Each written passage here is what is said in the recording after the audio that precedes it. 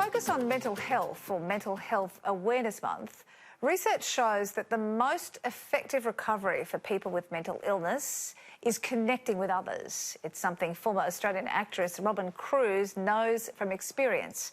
After her own battles with mental illness, Robyn and her family packed up their home, moved into a bus and are traversing the length and breadth of the United States on a mission to end the stigma around mental illness. On a brief pit stop to Australia, Robyn Cruze joins us now. Robyn, thank you so much for coming in. Well, thanks for having me. I'm glad you found the time on your visit. I should say welcome home to you, of course. You were a big name in Australia in the 90s, mainly for your role as an actress on Big Sky. You decided to head to Hollywood, like so many Aussie actors do, to further your career. But there were other plans in store. What ended up happening?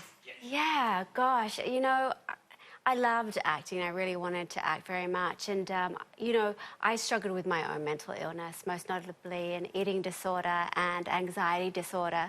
And at that time, when I had hit California, I had struggled from 11 through to 29. And I had that moment of, I really have to put my recovery first. And that took on its own role, if you know what I mean. It became my drive for life. So I really focused on the recovery, and then I wrote a book after I had recovered called Making Peace with Your Plate, and I thought, that's it, we're done now, it's the end of the chapter, I'll put it behind me and I'll go on and do something else. But it didn't turn out that way. I slowly started to speak, and before you know it, I was travelling around the United States speaking on mental illness and addiction, how to recover from it. Now you've gone so far as to convince your husband and kids to pack up your home and move into a bus. You've converted a bus into your home, and you are literally traversing across the United States talking about mental health. Yeah. Before we chat further about that, let's just have a listen to what they think about this. Sometimes it can get really tiring because we're always like moving around to go to these different places, but I think it's overall pretty cool that they're doing this.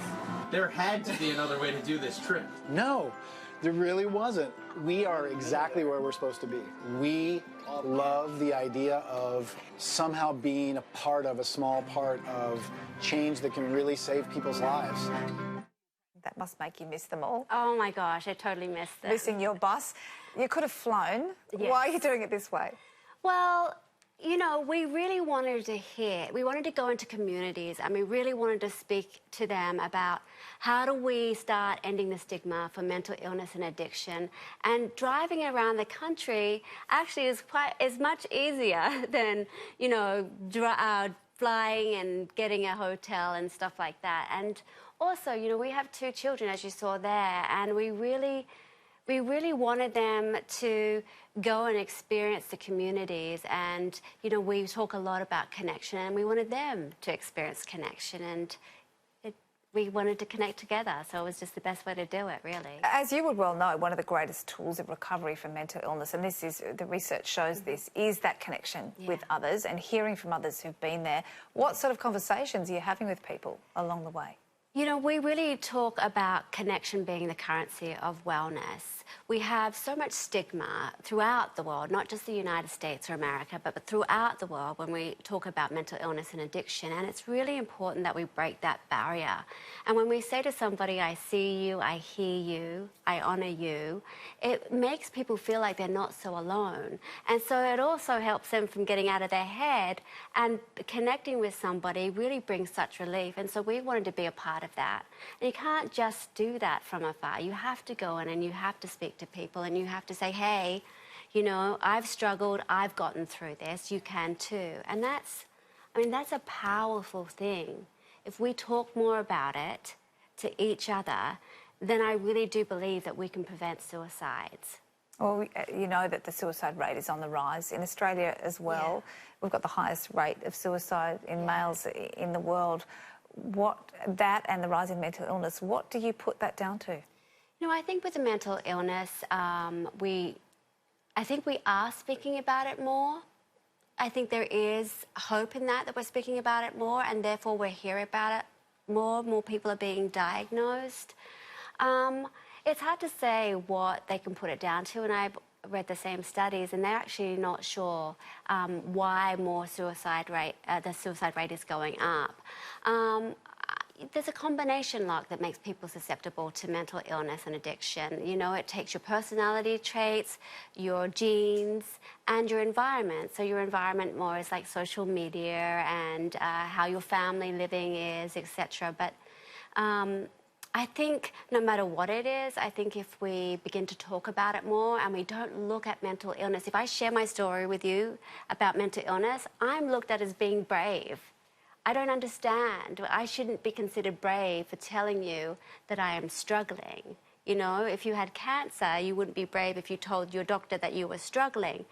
We want mental illness to be a part of everyday conversation because we know at least 1 in 4 people are struggling with anxiety disorders, which is a mental illness, and depression and eating disorders and bipolar and stuff like that. So we have to speak about it more and make mental illness as equivalent as physical illness, because it is.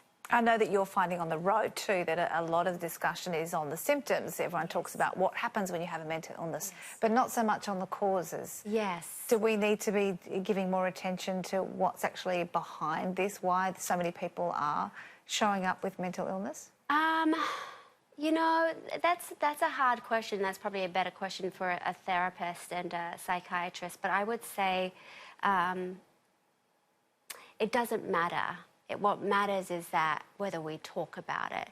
What we do know is there's often a lot of trauma going on underneath those things. So often people with addiction are medicating that mental health issue. But I think as long as we're talking about it, our feelings, I don't feel okay, you know, I think that's the main thing we need to focus on. So here you are, 10 months on the road in Yes. the US. That's coming to an end at the end of this year. Yes. Have we got an opportunity to see you doing the same thing in Australia? It's a big wide land here. Well, you know, you never know. You never know. I won't say no, but that's a little bit of ways. First, I have to have a little bit of a break first from bus life. Right, but you do believe it's that being on the road and it's that talking to real people, that's what makes the difference. And if we can't all do that, we can't all get on a bus. Well, you don't have to just How be do on we a bus, adapt? right? You don't have to just be on a bus to talk to people. I can say to you, hey, you doing okay today? What's really going on? And that's the takeaway from this.